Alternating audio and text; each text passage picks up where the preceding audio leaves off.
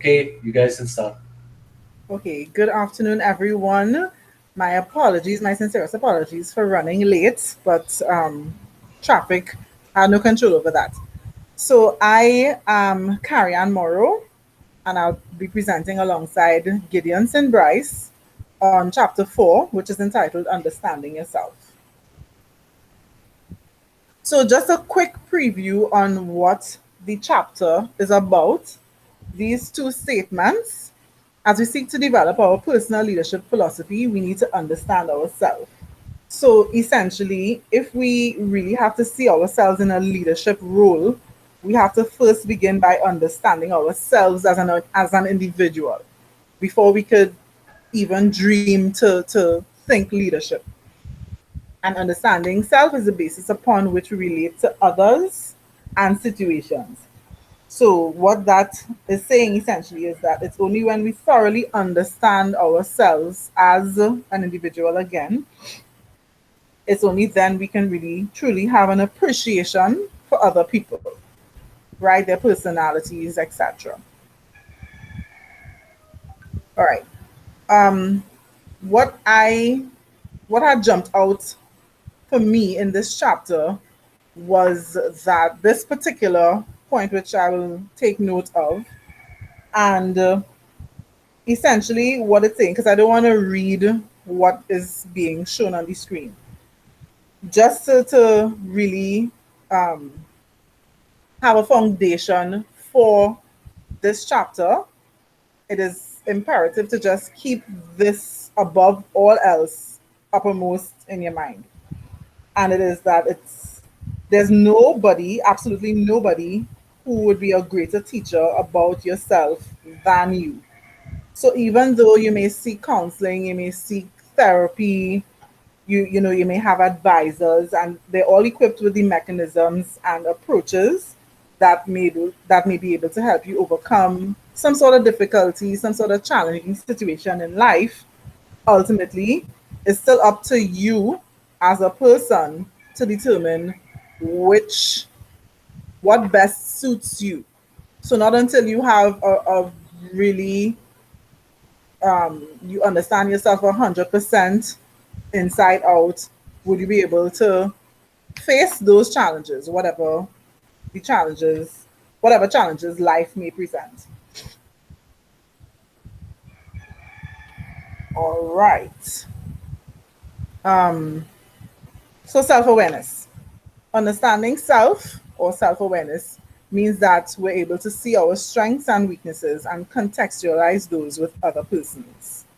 This requires focused reflection or introspection as we know it. So, point one, you are to clarify how you prefer to think and learn. Step two, what is your personal motivation? You have to determine what drives you. What is the driving force? Yes, it is ideal to be self motivated, but most of us, if not all of us, need a little extra. So it may be a relative, it may be money, maybe a screen star. But again, you have to determine what shapes your personal identity. Is it your race, cultural background, religious practices, family upbringing, etc.? And what factors develop your values and character? I just want to read this quote because it thoroughly explains the point that I was making previously. Why self-awareness, which is on page 121. It is of great importance to recognize one's strengths and weaknesses because only then can realize one's capability and limitations. Recognizing capacity allows leaders to commit themselves in such a way as to utilize their capability. Recognizing limitations allows for humility and the acknowledgement that leaders cannot succeed at everything. Kevin Paniker. He's a participant at the Banner Scholar Community Service Program at the University of Richmond and a member of the South Asian Student Alliance. So, just to touch on one of the points that was made in this quote, um, it's essential to recognize your strengths and weaknesses, but not focus entirely on your weaknesses, because the weaknesses are just that. You can, seek to find ways to improve on them, but what one should really concentrate on are your strengths. So this is just a follow-up from the slide 3, when I mentioned that that particular statement is the basis and the foundation for this entire chapter. Part A, you are your best teacher, first and foremost. B, accept responsibility, blame no one. C, you can learn anything you want to, the sky is the limit. D, true understanding comes from reflection on our experiences. As it is said, there's no greater teacher than experience itself and life itself. And well, a side note, negatives may occur, but we do need to take responsibility for taking necessary and appropriate action to make a difference in things that are important to us. So going back to a point that was made earlier, coming out from the quote from Mr. Paniker, we all have what is regarded as strengths and weaknesses. It's relative, however. So one example, the critical thinker versus humility. A critical thinker is, how I would describe a critical thinker is someone who is a nitpicker almost. So they analytical and they meticulous. Let me use a better phrase. They're meticulous, and while it can be seen as a strength, this person, is just, they're more or less not living in the moment, if I dare say that. And then on the contrary, you have the humble person. Humility is seen as a strength generally, but it often leads to really great ideas not being voiced, because a humble person is more laid back, could be more reserved as well. So how do we gain awareness of strengths and weaknesses? Identify your passion and you work on it. You develop your talent. This part, what I would like to say is that not in every circumstance a passion may be a talent. For instance, I have a passion for singing, but it does not mean that I'm talented at it. So maybe at some point in time, I may work on it, try to, see if there's really something more than just a passion and me having a shower voice. But for the time being, it is a passion, and it just has to, it's going to take me really setting aside the time to develop that. That was a little joke, but anyway. So what are you good at? Avoid working from a deficit mindset. Adopt a growth mindset as opposed to a fixed mindset. And this is a thing that I actually would have heard at my son's school. So there are instances where you find yourself being unable to do something, but it's important to not just say that you can't, right? What you should change it to is that I can't do this just yet. So then the third step would be to manage your weakness. You turn these into strengths, or just simply make them irrelevant. So I may have to make that whole passion for singing irrelevant, because who knows? So a few examples in terms of screen stars, famous celebrities who would have been dyslexic: Albert Einstein, Tom Cruise, Whoopi Goldberg. They were all dyslexic. And just to give a really brief explanation of dyslexia, dyslexics tend to have problems with one. These are just a few examples because I don't want to deviate too much. They tend to have problems with short-term memory, coordination problems, and they confuse linked items. So for instance, They see a B, you see a B, they see a D. You see the word saw, SAW, they see the word was. And these are people who have created history. So if they can, so can we.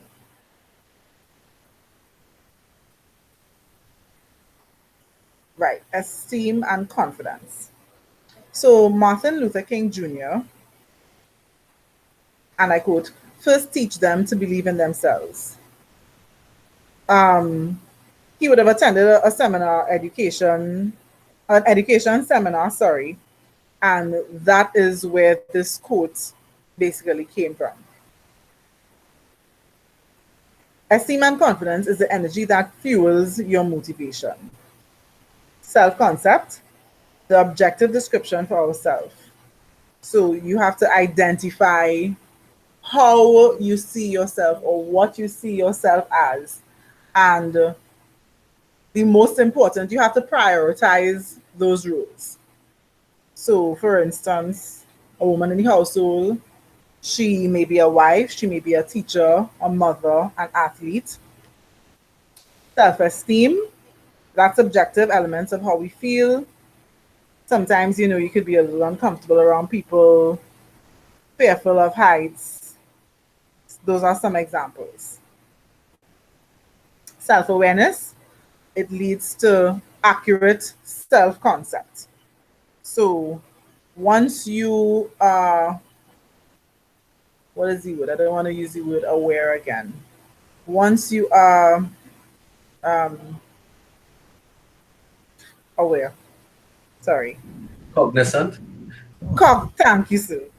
Cognizant and yes, cognizant.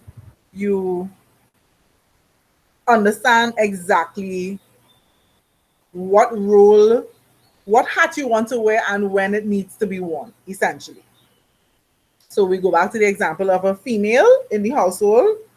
She could be a wife, mother, teacher, athlete, as let's say a hobby or something of the sort. So it's just a matter of determining which hat needs to be worn and when. And generally, it's just about honing your strength and addressing your weaknesses as the foundation to higher self esteem. Information is power. So once you have that information at your fingertips and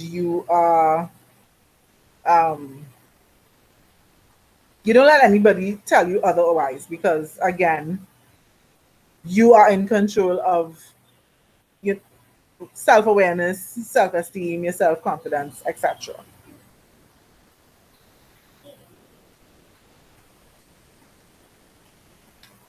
Um, I feel like I will be just repeating the previous slide. But in any event, let me just read this out.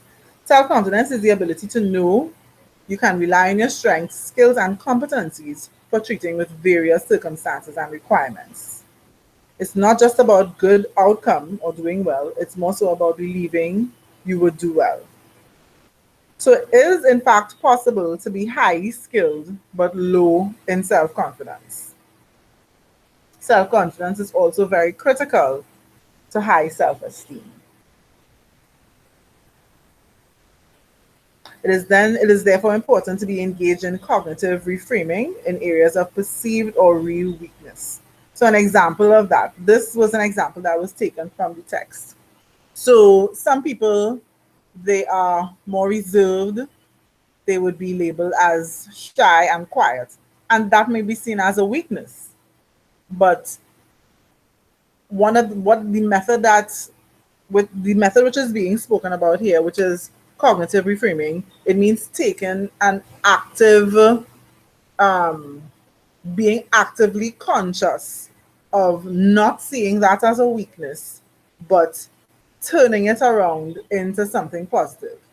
So instead of you're turning a negative into a positive. So instead of saying or describing yourself as shy and quiet, you can look to it as thoughtful and reflective. And I want to just go a little bit more in depth so that everybody has a very clear understanding. You can be, because I am considered a loud and very bold person, right? My mom says I like to talk too much, but I see it. My degree is mass communication. So for me, it I have turned it into a positive. So I see it as being confident and outspoken, not necessarily rude or wanting to steal the show or anything of the sort. But I have to, instead of, just listening to this, oh God, you like to talk, oh God, you're loud, you're this. No, I'm just confident and I'm outspoken because I want to ensure that I am heard. And Mr. St. Bryce, I believe this is where you take it away. Okay, thank you, Karian. Yes. You're most And welcome. so good afternoon, everybody. And as we transition from talent and strength, which might be seen as innate features or characteristics that we carry, and just to give a slight definition of that talent and strength, a talent can be viewed simply as something that is done naturally, regularly. So it is done naturally and it's done regularly. But a strength is something that is done almost perfectly. So there are some things that we tend to lean towards, and very naturally we engage in that behavior, in that thought pattern, and so on. Those are viewed as talents. But there are some things that we may not necessarily do naturally and regularly, but we do it well whenever we do it, and that is perceived as a strength. And so just to give a slight definition between what is considered a talent and what's considered a strength. By the way, that differentiation was done by one Buckingham and Clifford. So, but how do we develop that self-awareness? How do we become who we are becoming? And of course, we may be familiar with the nature versus nurture philosophies. So how much of your perceptions, how much of your values, your temperaments, your personalities, all of those things come from nature, or they come from nurture? And by that we mean nature, the way we were born. Is it something that we inherited from genes and so on? Or is it something that we got because of the way we were socialized and a concept that we were socialized?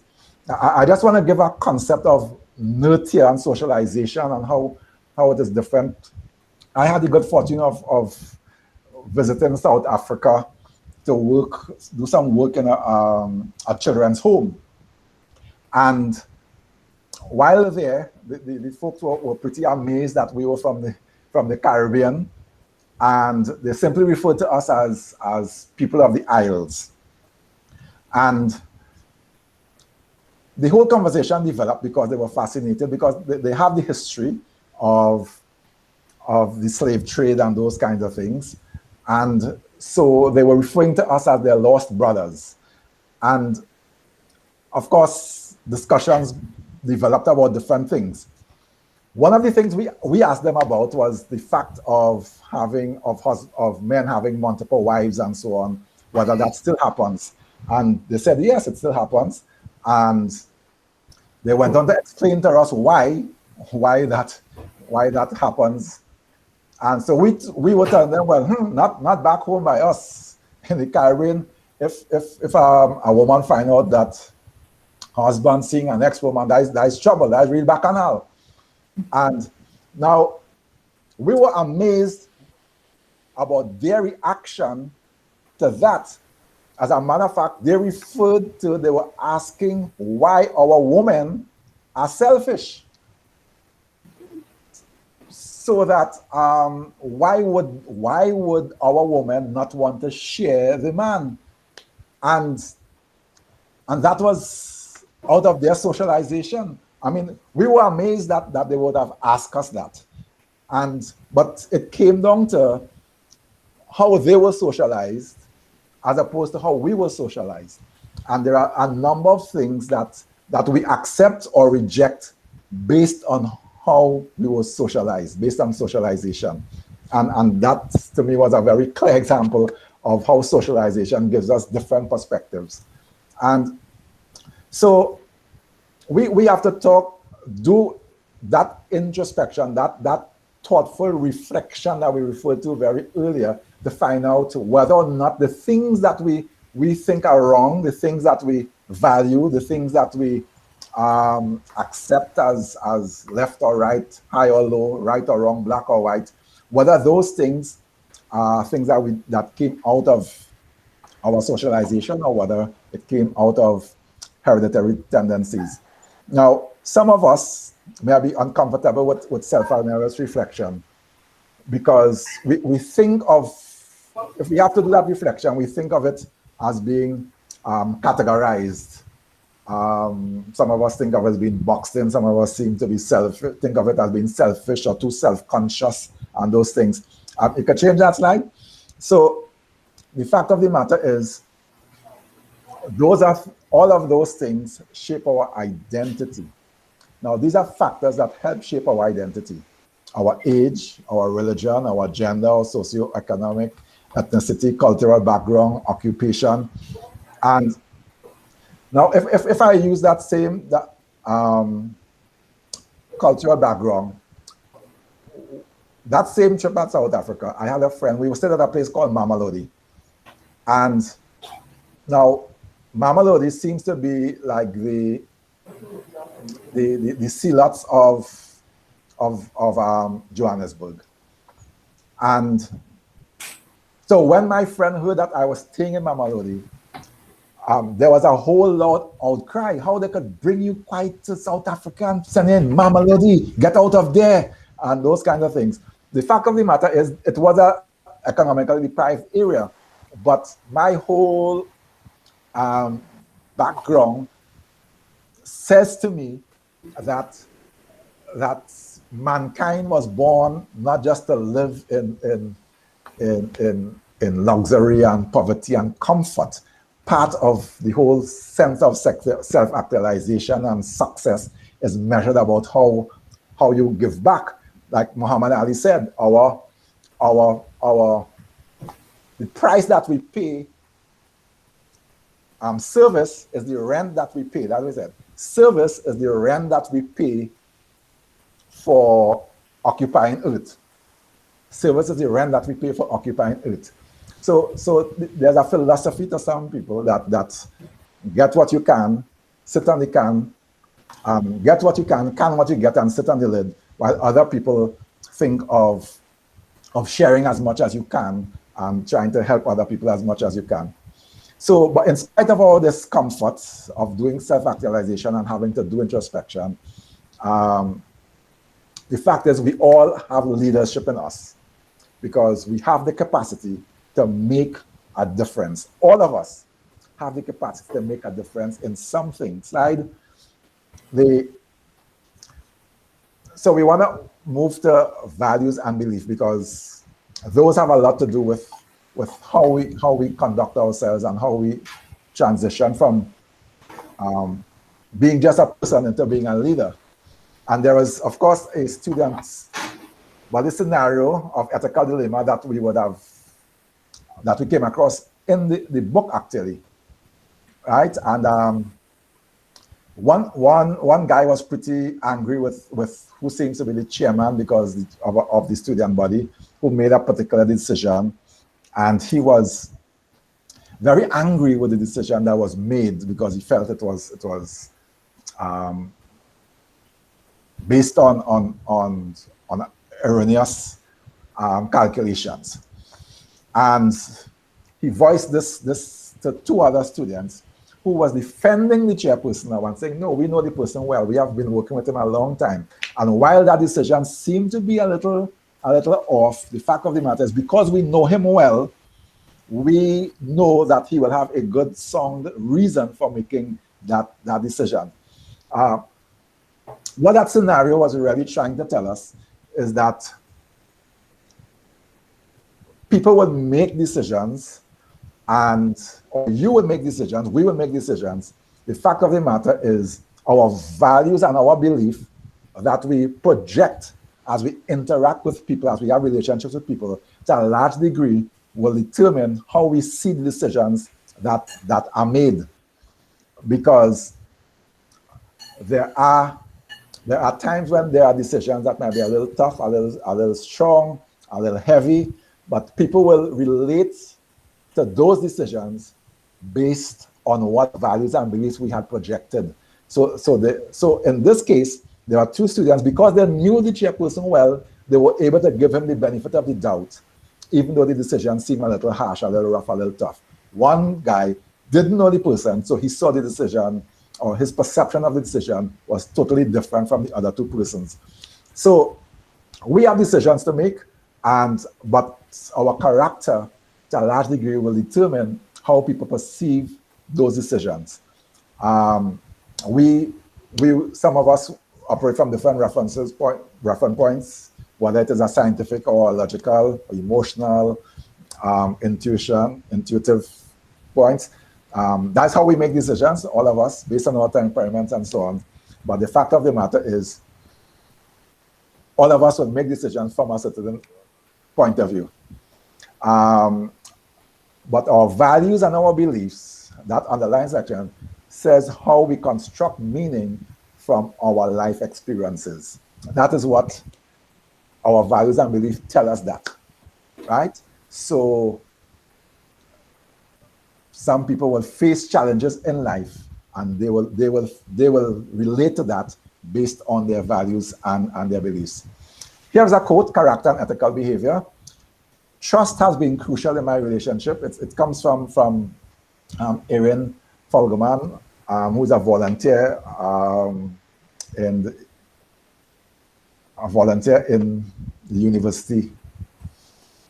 Anyhow, the quote says, "Trust has been critical in my relationship with others. If I don't think I can trust someone, then I won't pursue a relationship with the person. I think trust has to be earned through consistency and honesty. In building relationships with others, I try never to lie and always be there for persons. Being faithful to a person breaks down barriers and builds trust. Being trustworthy also makes others feel like you are someone they can follow. Without trust, I don't think a meaningful relationship is possible." And I suppose all of us can identify with that. If you cannot trust somebody, it's difficult for you to follow them. I mean, we would have seen that in the political arena during the last elections. I mean, people were saying different things from the platform, and how we related to the information that was coming from the platform was based on whether we trust who was saying it or not. Because really and truly, to a large degree, we had no real concrete evidence of lots of things that are being said, but we accept or reject based on whether we trust the person who was saying it or not. And your leadership effectiveness, to a large degree, will be determined by whether or not your character and your ethical behavior puts you in a place where people can trust what you are saying, and if you are seen to be trustworthy. If that does not exist, according to Erin Floggerman here, that for her and for a lot of people, you would not have a relationship with people. And if you don't have a relationship with people, then it's difficult for you to lead them, because leadership has a lot to do with the relationship that you have. Slide. So character and ethics continued. Integrity is a relationship. And these are some quotes that we pulled directly from the text, because we think that it is strong content for the point that the chapter is trying to make. Integrity in relationships is central to the value system needed among people working together towards change. And we will see later that one of the factors of leadership is to change something. So if we are working together towards change, authenticity is rooted in action that is both true and real in ourselves and in the world. Wherefore, framed as integrity, authenticity, or credibility, the very core of your character is central to sincerely linking with others in the spirit of community to work towards change. Yeah? Integrity, authenticity, and credibility is very core of your character, and it is central to sincerely linking with others in the spirit of community to work towards change. Yeah? Is the African proverb that was made popular by Nelson Mandela says what? If you want to go fast, you can go alone. If you want to go far, take the people with you. All right? So working together as a community in terms of leadership, that is necessary. There are a number of us that could do a whole lot of things by ourselves, but that is not leadership. Leadership is about people working together, or you getting people to work together for that change. And therefore, your credibility, your authenticity is indispensable to that trustworthiness for people to gather around you so that you can be the leader and the catalyst or the leader for that change that we're seeking. Yeah, slide. Right. Character and ethics continued. Integrity is critical in relationships, and relationships are central to good relationships. So good leadership. So that's what we were just saying there, right? Integrity is critical in relationships, and relationships are central to good leadership. So you can't be a leader if you don't have relationships, and you can't have relationships if you don't have integrity. Right? And integrity, of course, is referred to as your character and the ethics that you display. So there are 6 pillars of character leadership practices. And again, this from the text, page 135. If you want to reference that in our text, it says the 6 characteristics are trustworthiness. And we can like paraphrase it here, that is making convictions known and living by them. That's trustworthiness. People know who you are, they know what you stand for, and you are living by what you stand for. The fact of the matter is people may not always agree with what you stand for, but if they know what you stand for and you live by that, then the trustworthiness will exist. Then there is respect. That is, do not demean or advantage others. So that's respect people for who they are.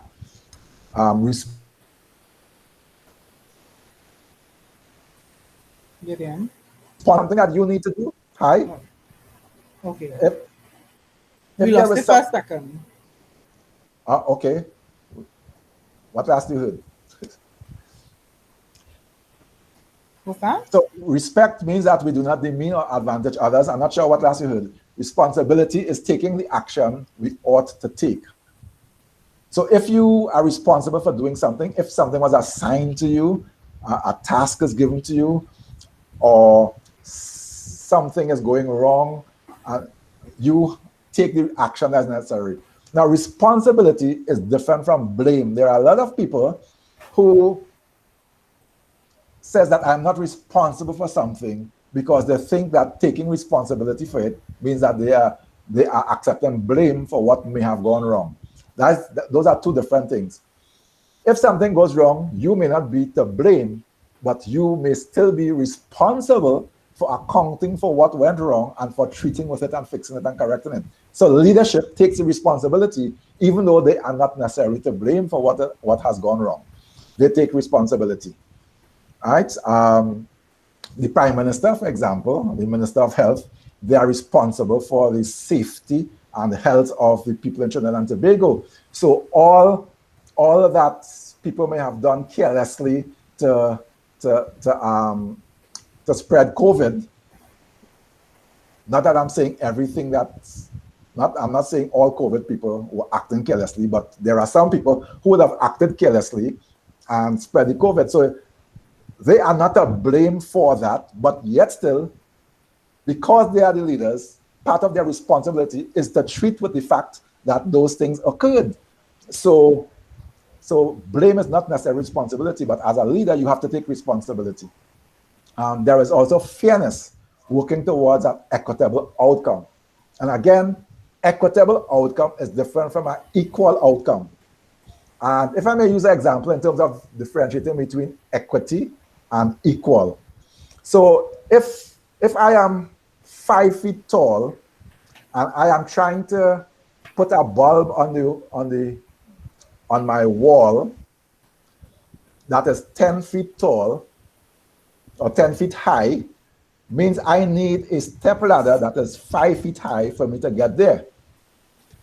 However, if my brother is 7 feet tall, which is not true, but if he's 7 feet tall and he has to put the same bulb up, he needs a step ladder that is 3 feet tall. So equity means I have a 5-foot ladder and my brother has a 3-foot ladder, but we end up the same place. If we were treated equally, then we will both have a 5-foot ladder, but he will end up higher than I am. So there's a slight difference between equity and equality, right? Equity is about, so you want an equitable outcome in terms of fairness, and an equitable outcome is not necessarily an equal outcome, right? Caring, concern for and awareness of others. That is important in leadership. There is a concept that we may see a little later that talks about different kinds of leaders that are production and those that are intuitive in terms of styles later on. But caring is important. And of course, citizenship, ethical and civil responsibility to country, community, and environment. And of course, I think a lot of our leadership is very poor at this, right? That ethos of civic responsibility seems to be something that is lacking a lot here. But that is part of character and ethics in terms of a pillar of character leadership practices. Next slide. Personality preferences. Now, this is important, and I find this to be very interesting. So I don't know if people want to have a little say here. I don't know if you could raise hands and those kinds of things. Mm-hmm. Now, we all adapt to the world around us differently based on our personality and our preferences, right? Based on personality and preferences. Carl Jung in 1923 came up with what is called a psychological types, archetype of temperaments. And basically it is 4 pairs of adaptive orientations, and they are diametrically opposed to each other, right? And these are they. So the psychological positioning, this is what I was just talking about just now. There are some people consideration, it's called consideration structure or initiating structure, where some leaders are concerned for people. So they are about whether the subordinates are comfortable, they want to be friendly with the subordinates or nice enough, they look out for their welfare and so on. And there are some leaders that are called concerned for production, which is called the initiating structure. So which degree there are clear defined roles of the subordinates and the leaders as they work towards the formal goals of the group or the organization. So the fact of the matter is, not that one is right or wrong, but just that there are some leaders who are more concerned about getting the task done.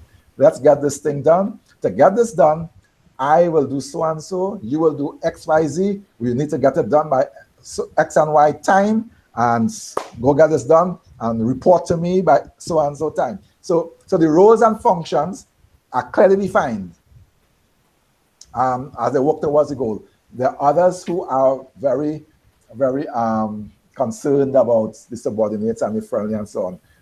And I suspect our current class teacher, Mr. Bissoon, falls into this structure. Anyhow, that's a guess. Well, not a guess, that's a perception. So next slide. So we go into our personal style preference. And they are not really numbered, but we are numbering it here to differentiate as we move from one preference style to the other, right? Preference style is the extrovert versus the introvert. And this is about where we get our energy. So extrovert Carrie was describing herself as being loud and, outspoken and so on. So she might be described as an extrovert. I might be seen as an introvert. Now, the fact of the matter is the loudness and so on doesn't necessarily determine that. What it says is, where do we get your energy? So I don't know if you would ever recall somebody call you to a meeting for you all to talk about an idea. And in your mind, you are saying, so he couldn't tell us that for us to figure that out and then and we will come with the ideas.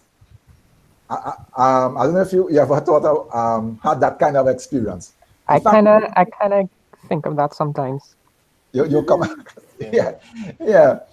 The fact of the matter is, extroverts are people who prefer to interactively and out loud trash out the ideas, bounce it off of somebody, say something, let them say back something to you. And in the discussion, the ideas evolve and develop and so on. That's how they get their energy out of, and so on. The introvert, however, is the one who wants to find out, what are you trying to accomplish?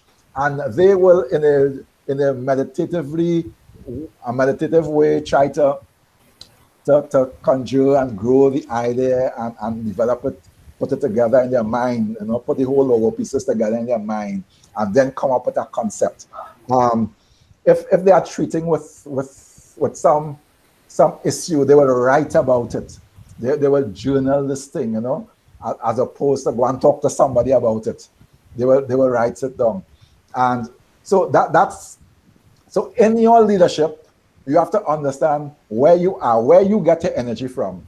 But you also have to understand where your team members are getting their energy from. So you can relate to you and you can relate to them, right? So sometimes it's not that people don't want to come to your meeting. It is that they want to get their energy introvertly, right? So next slide.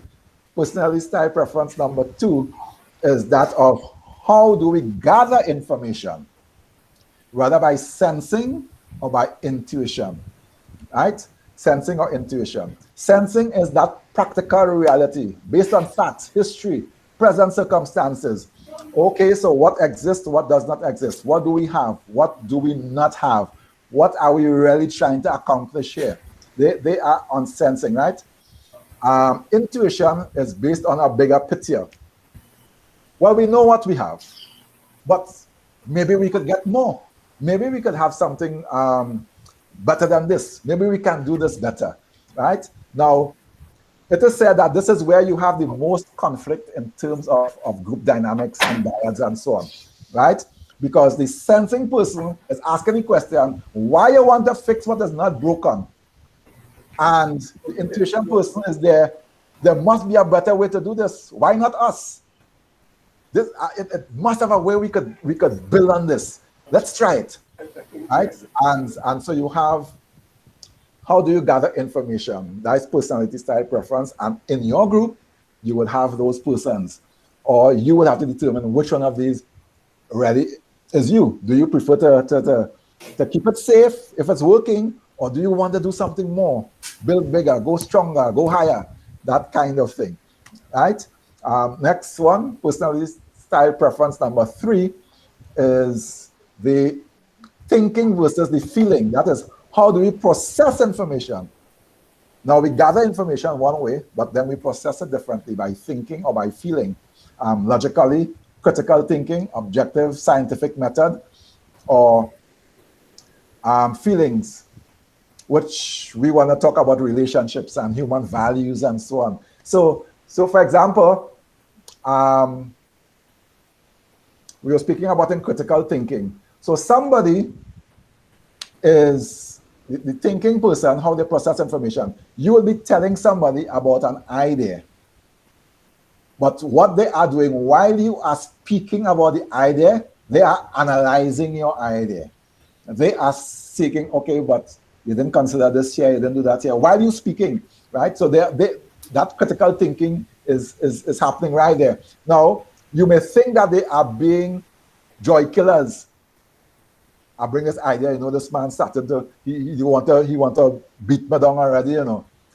So a thinking person is not, they are not trying to beat down your idea. It's because they are critical thinking. That's how they process information. They are trying to relate to the little gaps in it almost immediately and how you could build and fix those gaps and fill those gaps and so on. So they're not trying to shut you down. They are processing information through the thinking style, right? While others are processing the information through the feeling style. They want to relate for accounts as one of our political leaders, right? So saying, well, let the people come home, you know. Now, some of us might say that's not logical, but it's a different preference style that person is operating from, right? The people are suffering outside there, let them come home, right? Now, I'm not saying whether to agree or disagree, but we're saying there are different preference position style that people take in terms of their leadership. So, next slide. And then personal preference position style number 4, how do we make decisions? Judging or perceiving? Now, for those of us who are very religious, especially in Christian contexts, I could speak for that. Judging has come across like a bad word, you know. But the fact of the matter is, it's a style, right? Always seeks to tie up loose ends. One clear and defined starts, ends, and lines, and so on. So those of you that belong to sports clubs or NGOs and so on, I can relate to, again, my personal thing, you know, working with young people and so on. There are some parents, we are going on a hike. So you send out information to the parents, we're going on a hike. Now, for those parents, you must give them the date that the hike is, what's the starting point, where you are meeting exactly, who will be taking up the children, who will be going, what is the cost, what is the deadline, what is the destination, how long that might take, what the track will look like.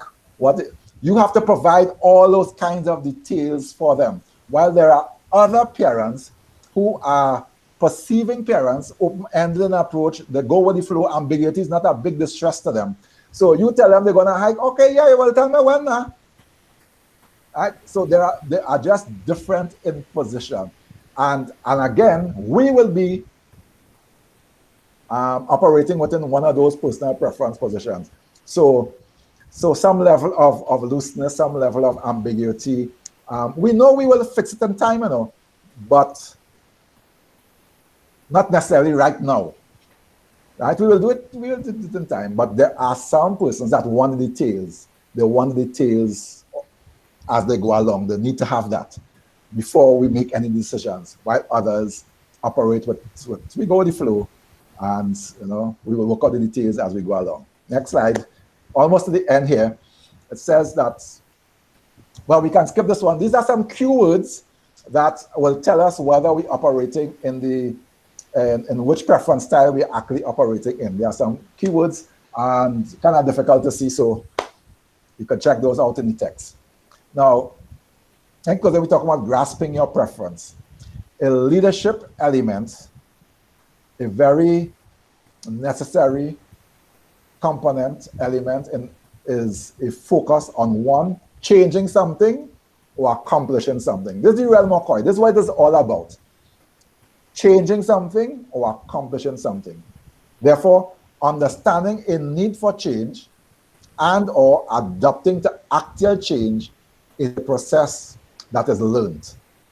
It's not natural, it is not a magic one, it is a process that is learned. So to manage that process, the understanding of the preference style is important, right? The preference style that we just have discussions on there. So because from it, you get to understand yourself. And understanding yourself is critical in your relationships with others, and therefore is important in leadership. So because I would have been exposed to my preference styles and exposed to the fact that other people have preference styles, I am now in a better place and position to relate to them when we are having discussions about issues and so on. And as a result of that, the relationship becomes a better relationship. And as a consequence, my leadership becomes a more effective leadership. Next slide. So the chapter summary, and this is straight from the book. The chapter summary, therefore, is this chapter discusses some important aspects of your self-awareness that becomes key to understanding yourself as a participant and as a leader. The chapter explored ways to examine your strengths and weaknesses with a goal of developing your talents and having a realistic self-concept with healthy self-esteem and self-confidence. We then reviewed basic values that are essential in a person of character, building on the psychological and educational approaches to leadership. We presented some models that assist your personality preferences and your learning preferences. Last slide, which should simply saying thank you and the end. That's it. Gideon and Carrie. All right, are there any questions at this point in time from anybody? So I'd like to ask a question. Go ahead. Can I stop sharing now? Yes. Okay. That was the only question you wanted to ask? Well, I was one of the presenters, so I don't have any questions. All right, so I'm going to stop the recording now, okay?